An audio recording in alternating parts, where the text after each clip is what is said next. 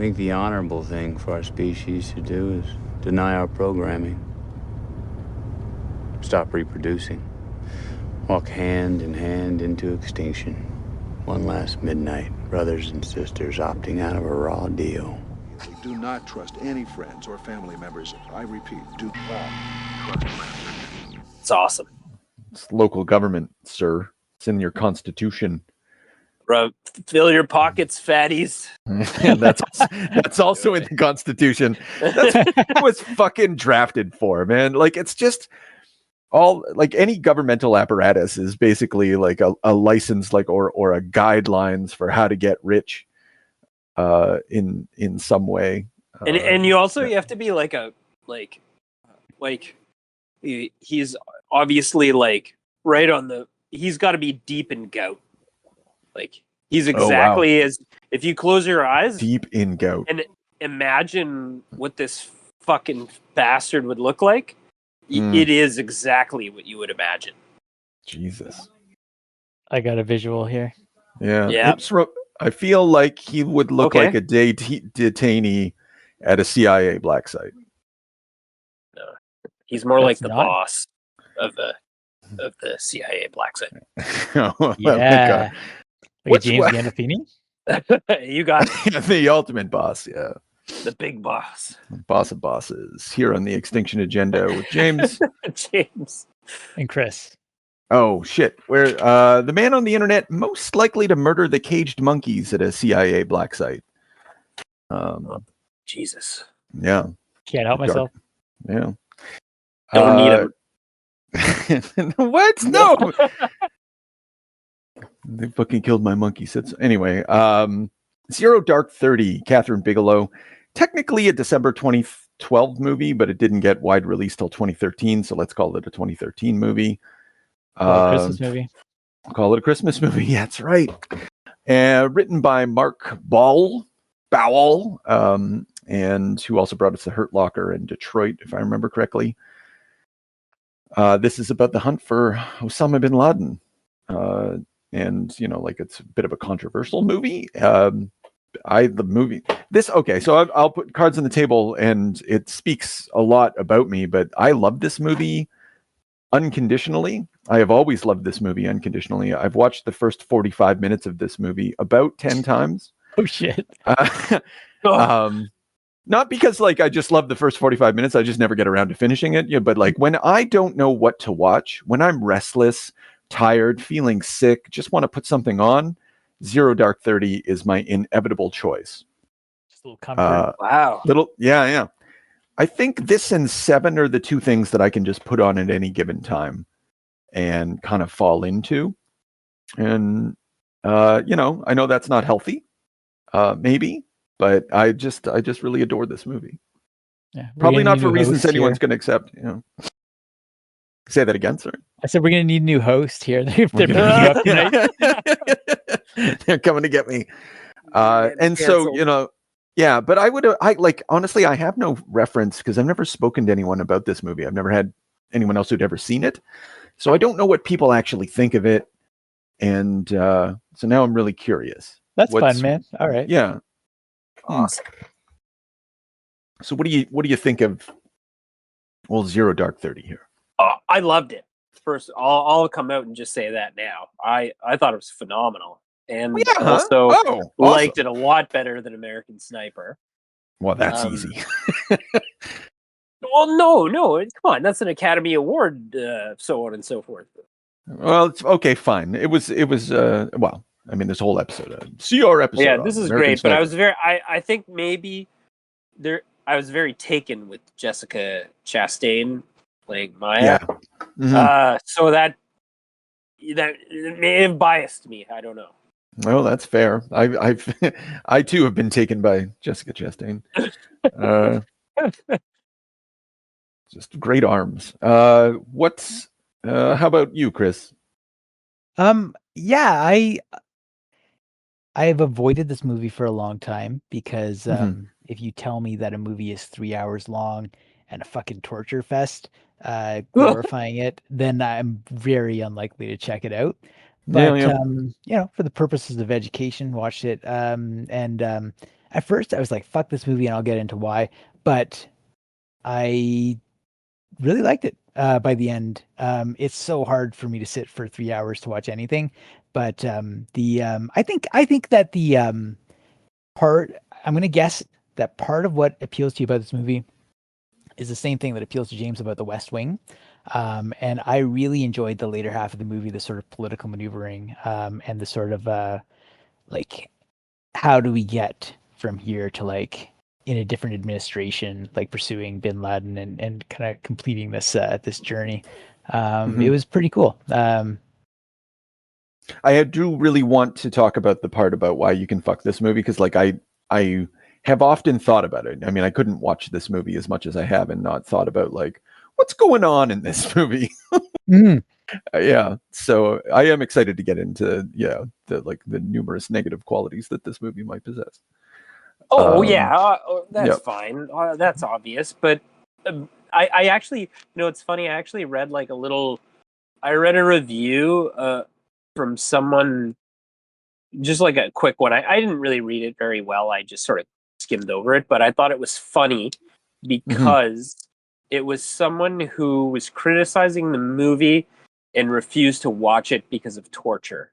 And I thought, wow, you're the balls to write a critical article of something you hadn't seen. Yeah. That's a lot.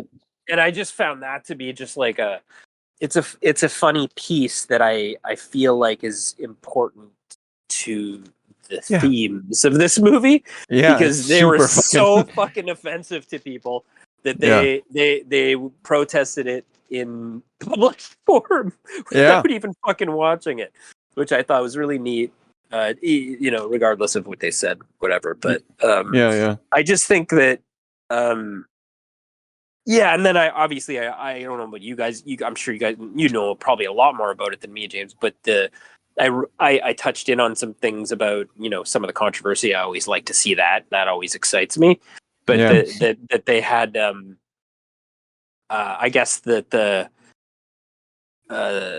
torture potentially that they used or didn't use. I guess there were rumors that the Obama administration leaked the type of tortures used and some of the information about it, specifically to defame the other administration. Conservatives complained about it, and then there was also a secondary thing I read that said that the torture actually didn't yield any leads. That's a fact. Obama. So then I found that also funny too, because that also is like part and parcel to the not glamorizing of it, but basically like justifying the use of it for whatever you would call this chivalrous means. This is a good cause, an important propaganda cause is what to fight the worst person in the world, and then we needed this tool. We used it. It's okay to use it in this situation. Is the message that I felt I was getting.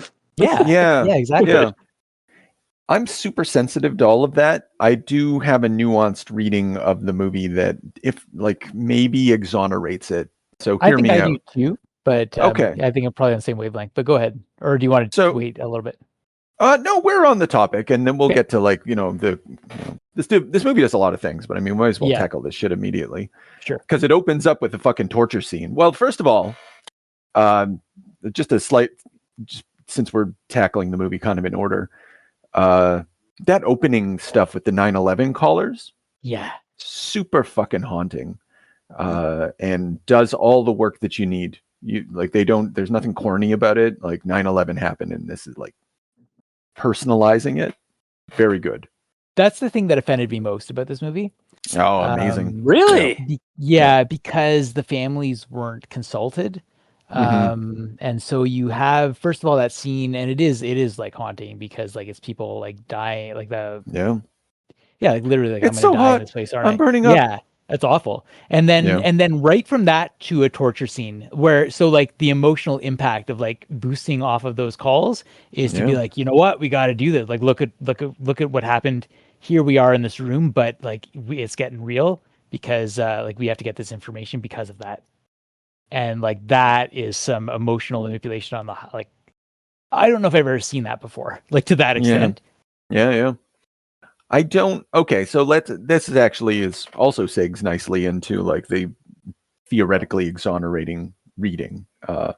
So I've come over time to view this movie as like more of a criticism than and like an endorsement of everything that's going on. Like these people are fucking despicable most of the time, if not all the time. You're never really meant to think that they are in any way good people, even though they think themselves good people. And the information that they get from the first dude, he never tells them anything either. They trick him. So it's not the torture that beats him. It's tradecraft that beats him. Which is in the same way that they would do like but they do threaten torture, and the threat of torture does produce good results in this movie. There's that one dude. He's like, I have no interest in being tortured. Ask me anything you want. So the threat of torture is definitely revealed to be efficacious, but torture in and of itself is not revealed to be useful in any respect. And I've always viewed that as a criticism, like that this movie was silently producing, as it silently,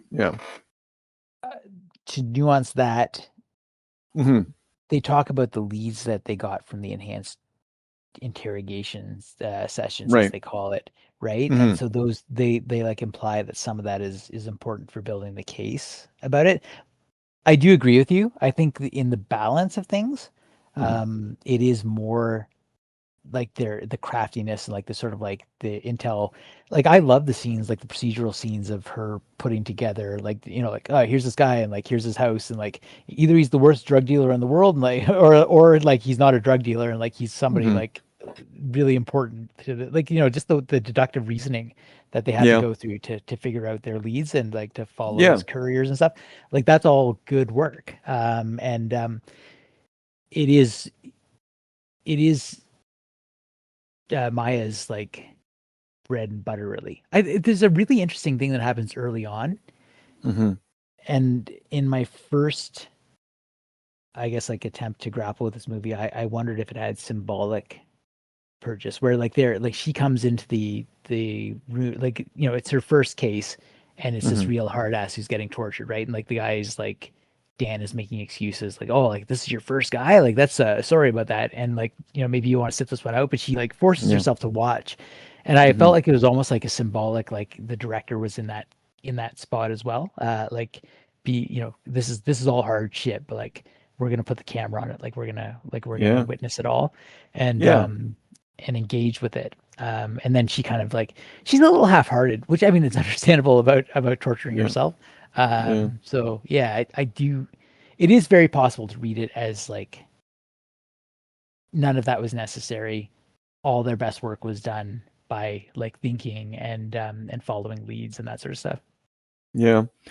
I think I really like how you phrase that, like Kathryn Bigelow. One of the things I like about this movie is that it does just, here's some ugly shit, like here's like America fucking did this shit, and you can't leave it out. And so I guess narratively they're left with a choice. Like, how do we link the depiction? And I'm not apologizing for them. I'm just thinking in like cold, cynical terms. How did it come to this?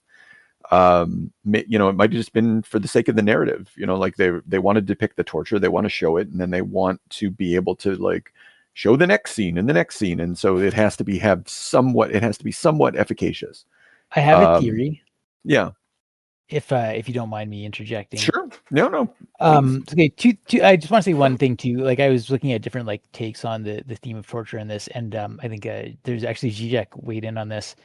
And oh no shit. Yeah, and his point was that neutrality in the presentation of it is a political stance in this, and I do think that the attempt to do a journalistic thing probably undermined their attempt to make. I just feel like you could have done more to stage the fact that the torture was ineffective, and like to make it a little clearer without being heavy-handed. But also, I think what happened to her, because like I looked up interviews with Kathryn Bigelow, And her point was that like she's a pacifist. She's always been that. She hates the like torture and things like that, and that she wanted to show the ugliness and like that, you know, that this would somehow in and of itself be like make a point about, you know, torture as a thing. I doubt a lot of people took that message. And I think one thing that probably happened with this movie is they had actually completed a full script for a movie that was like about the search for bin Laden, a failed search for bin Laden. And they went to film. They were right on the verge of filming it, and then they killed. They actually killed bin Laden, and they were like, "Oh shit!" Like that's a much better movie. So they had to like do like to recreate everything almost on the fly. Mm-hmm.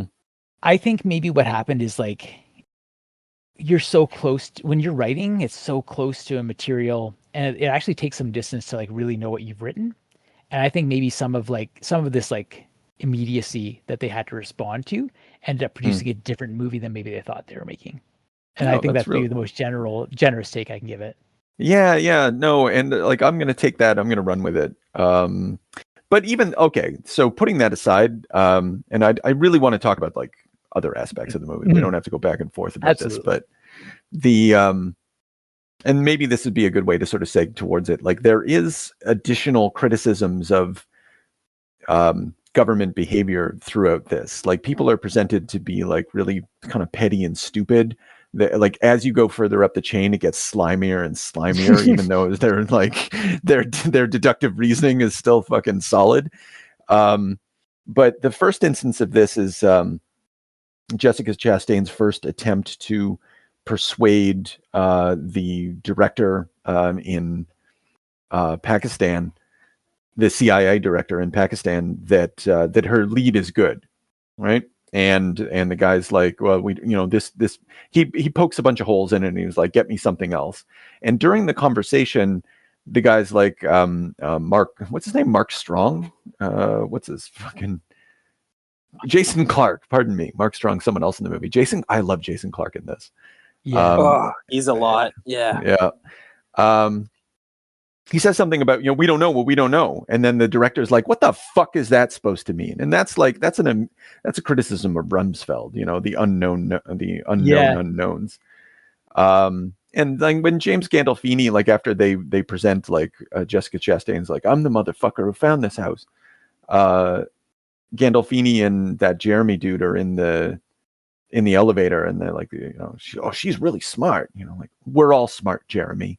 And it just every once in a while, the movie drips with a sort of like vicious satire of, or I don't know, actually kind of dog whistle satire, like if you know kind of stuff. And so maybe I've glommed onto some of that as well. Yeah, there's a part where Gandolfini is like when they first introduce him, and he's great. Like there's just an energy when he enters the room, right? But like, why don't we put a camera here? And just like, this is your contribution. Like, fuck off. Yeah. One of the things that I've always liked to, one of the things I love about this movie is because it confirms in my mind, like my fundamental belief that government is organized crime. They are a mafia, and it's run through a bureaucracy, but like they just use goon tactics. And to have James Gandolfini come in as Leon Panetta, like that's beautiful. It fucking puts a big hat right on my theory, and it makes me happy. It's sad at the same time because you're like, oh shit. What do we think of Jessica Chastain? And we really like her, but we haven't really talked about her yet. Well, I was gonna say too. She's the other person. Like, I don't know if this is back. I'm circling back to the torture thing, but yeah, she is the one that presents the psychological effort to not use violence in the torture method, I guess. Too, because she circles back and she's like, he doesn't even know where he is. Why don't you bluff him? Yeah. Tell him he already told us the information we needed, and then we can just drag a list of names. And they do it, and it works, and it's non-violent. And so her, she engages in torture again later on because they fridge they fridge her friend for motivation, and then and then the worst is that those bombing events all happened, and they just leverage it to make you feel better about the justification of what's going on. But I mean,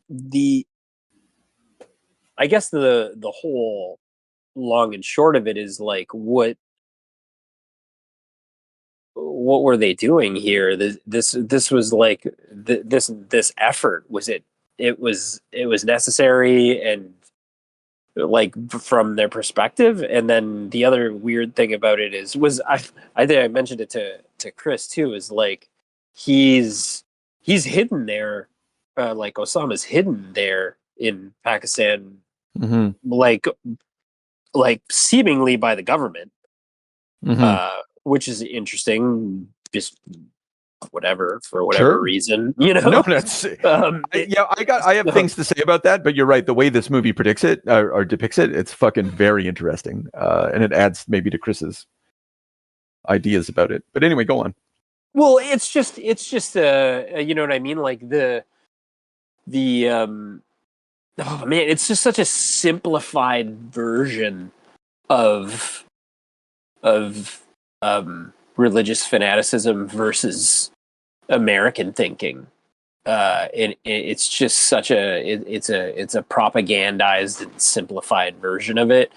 And when they run through the motions on the this kind of like detective work style movie, it's just a breeze through the bank account. Like I didn't even realize this was 2 hour and 34-minute runtime. I honestly thought it felt like an hour and a half long movie. I was blown away by the pacing, by all the actors involved. And the only thing I would say that I really like kind of tripped up on, I don't know what your guys' take on it is. I'm jumping all over. I'm sorry. No, it's fine. The military guys at the end, that has to be, you know what, I'm gonna use the hard R. That has to be the most retarded portrayal of military men that I've seen on film in a long time. It's both offensive and stupid to its own detriment. Like I was shocked. Oh wow, that is not what I would have expected you to glob onto as a like. I think I see where you're coming from. I mean, like, what's that dude's name? Like the community guy, Chris Pratt. Oh yeah, Chris Pratt. Yeah, that like at that time, very weird choice for your like buff he's army there dude. To sell the charm on like, you know, to like, it's just kind of a down home guy. Like he's got listen to Tony Robbins. He's like such a sweetheart, you know, like yeah. I got plans after this. You guys should. And they're all fucking laughing at him. Yeah. I think that we can back to Maya and Jessica Chastain and the propagandistic elements of this movie. Like she is always framed with the American flag, or not framed, but like very often the American flag is in the background of scenes with her, or images that are reminiscent of the American flag. Another way in this is depicted, like if you look at the first detainee who's being tortured, the tarp behind him is very reminiscent of an American flag. It's everywhere in this, and it's just like, and it just sort of becomes subliminal, but it's text and subtext at the same time. And you're like, are they doing that because they're patriotic? Or are they doing that because they're trying to be subversive? I don't know. Like this gets back to your thing, Chris. Like they didn't really know what movie maybe they were making at the end of the day, because it kind of happened so fast. But it's really like they did put a lot of thought into it, I guess is the point. Yeah, they absolutely did. Yeah. One thing what turned me on it a little bit, where I was like, okay, this is interesting. I see where they're going. I really liked the shift from the CIA policies under Bush, obviously, and that subtle, like, you know, like, because you know, they go through all the torture techniques, and one of them is like that, you're my dog, I gotta walk you, and like it's the humiliation of that. And then later on, Dan's like, yo, you do, like, the winds are changing, you don't want to be the last person holding the dog collar. And then okay, I was reading James, you'll know this, Steve Call, sort of like journalist / historian, wrote this book about oil private empire that I'm slowly reading.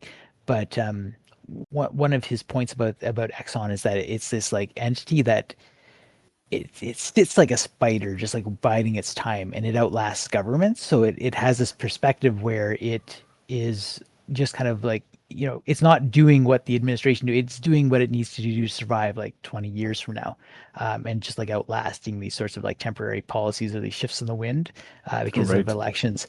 That's sort of what the CIA is in this movie. It's like it has to adapt to, okay, now Obama's coming in. Obama says we're not going to torture, and so like we're gonna have to change our tactics, and like we're like the guy says like Gitmo like fucked us, like like all these detainee programs, they're really shooting us in the foot right now, and just the pressure of like that guy, one of the suits has a speech where he's talking about how we spent like billions of dollars and we only have 4 of our targets now, and like it's interesting how the cavalry isn't coming, like we're all that there is.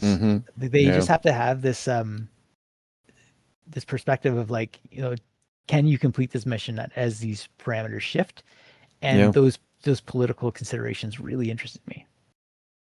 The 2 things hovering around that scene, when he says when the oversight committee comes, and like it's like a season for them. It's a cyclical sort of thing. Like everyone's, and this is true, right? Like the health inspector or whatever. Yeah. They're just like, fuck, like, okay, the dog's been out to play, but we got to clean up. There's that, and when Jessica Chastain needs a bunch of money to buy the Lamborghini to get the telephone number to move on to Al Kuwaiti. I love that scene. And they're just like, okay, they're going to be looking for a body. And he basically signs himself over to be the, like, I ran it, I'll defend it. And he, like, that's a one hell of a sacrifice in that moment. He's going to be like fucking scapegoat for the entire, guy. Like, he's agreed in that moment for a Lamborghini so they could get being, it's the little things like that. I'm like, okay, well, this movie's just fucking pumping hard. And that party, the Kuwait club, first of all, looked pretty fucking awesome, to be honest. And the like the dude, like the political figure there, who's like, like, oh, you're not my friend. Like, if I try to call you, nothing happens. So like, okay, like they have this deal. They go to the dealership late night, get the guy out of bed, and then it's sort of like I love the like handshake deal. It's like nothing's gonna happen in Kuwait. No. Yeah, that's right. It's like some guy might die in Pakistan. Yeah, exactly. It's sort of like this, like they all know what's happening, but like the way that it's negotiated, so interesting. Yeah. Well, again, like it's a gangster fucking movie. Yeah, absolutely.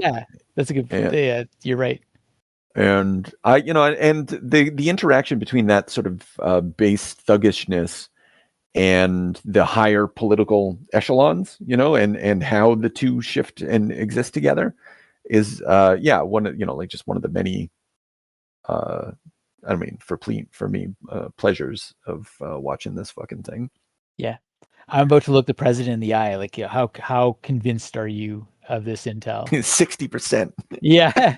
Oh, the percentages. That's a funny scene too. Yeah. To say like, well, there's also a 35% chance he's just like a top level guy or whatever. Okay. Then everybody has their own percentage on how effective they think this thing's going to be, and it's basically just running the numbers on what percentage of it's do they think it's Bin Laden, and then if they're like, well, who wants to be left holding their dick if it's actually a UBL, and you didn't fucking pull the trigger here. So everybody's like, oh, what? So they're at the end of the rainbow, they're willing to risk going in and murdering whoever the fuck's there just to see if it is. Going in straight in. Okay, so this is a good seg to the Pakistani government thing. So Steve Cole, again in the book Directorate S, the CIA and America's Secret Wars in Afghanistan and Pakistan, chapter 30, which is devoted entirely to the murder of Osama bin Laden, presents like, it's fishy. Like basically his position is, it's fishy, but if you look at letters that were sent from Osama to so and so, and if you think about his relationship generally with the Pakistani government, it doesn't make sense that they knew he was there. He definitely had a lot of assistance from people in Pakistan, however. How does he fucking put it? Entirely plausible. No. Okay. Amir and his family enjoyed support from a sizable, complex network inside Pakistan. Document manufacturers, fundraisers, bankers, couriers, and guards. So, like, something fishy going on there, but whether he's connected to the intelligence service seems doubtful, at least according to this dude. So, take that with a grain of salt. Because the Pakistani government afterwards was really fucking pissed off, and the Pakistani people especially were really pissed off at the very idea that their government wouldn't have known about Osama. Well, that's the other part is the like I would be I would struggle with that. I mean, to believe that an entire intelligence department in a country that large with that type of like military capability and training would not have any idea is tough. But I mean, then there you'd have to consider the religious ideology there too, because they have what did I read, like something like 85 or 90% of the country is Sunni Muslim, which is the same as Osama bin Laden. And if their religious ideology is all jive, and I mean, like, I don't know amongst that type of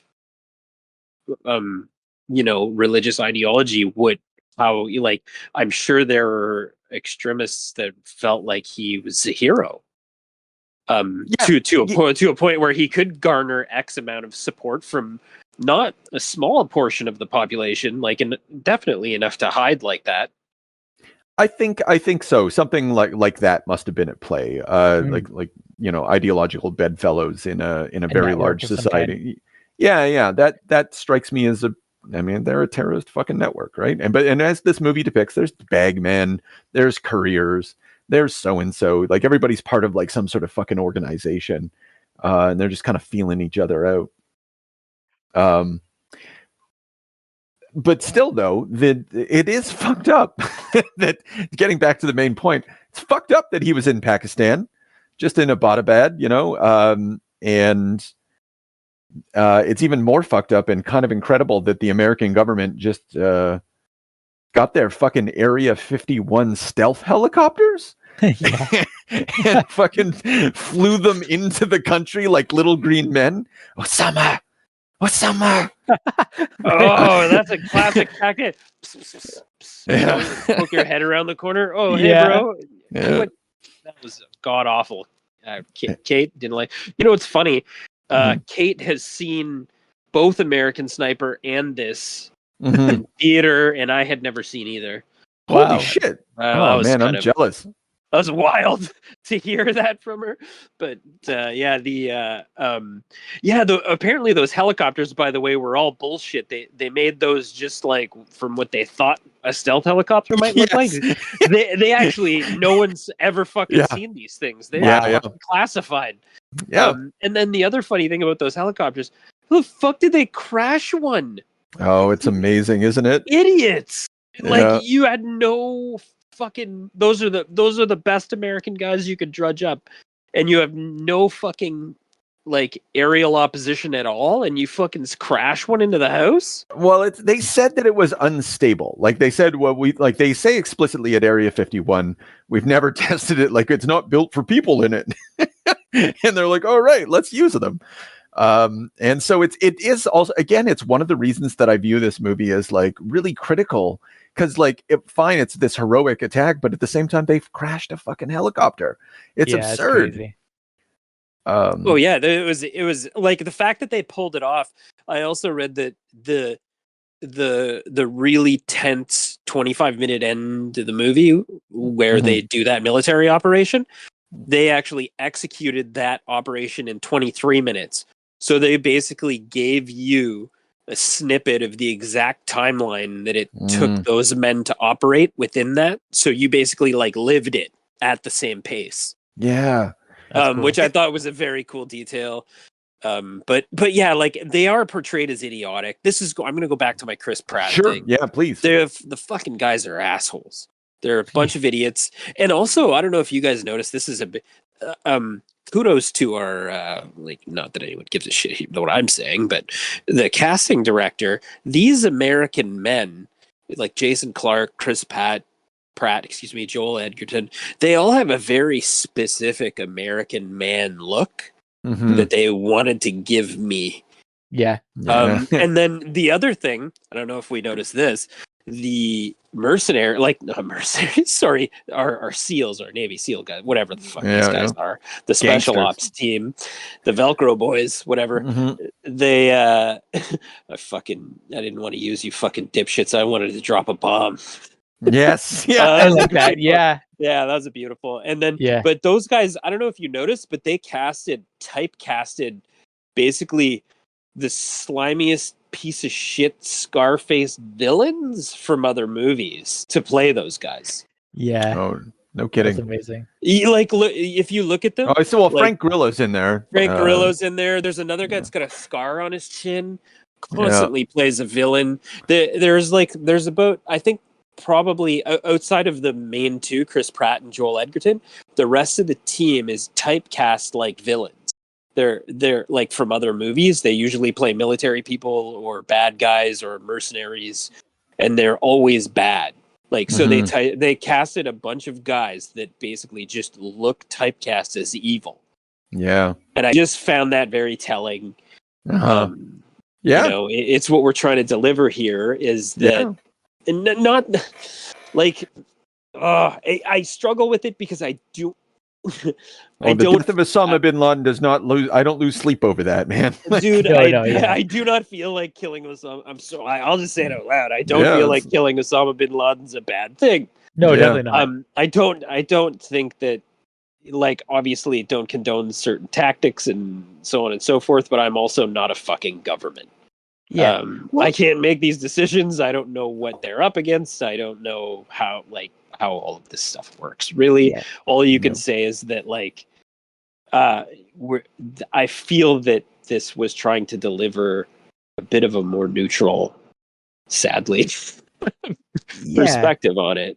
At the same time, if you've declared war on the most powerful state in the world, I definitely don't feel bad for you if if you get taken out, but like if they dedicate the resources to uprooting you and putting an end to your program, right? Like that's like you can definitely sympathize with the, like, obviously the objective here, and that's part of what the movie is dealing with.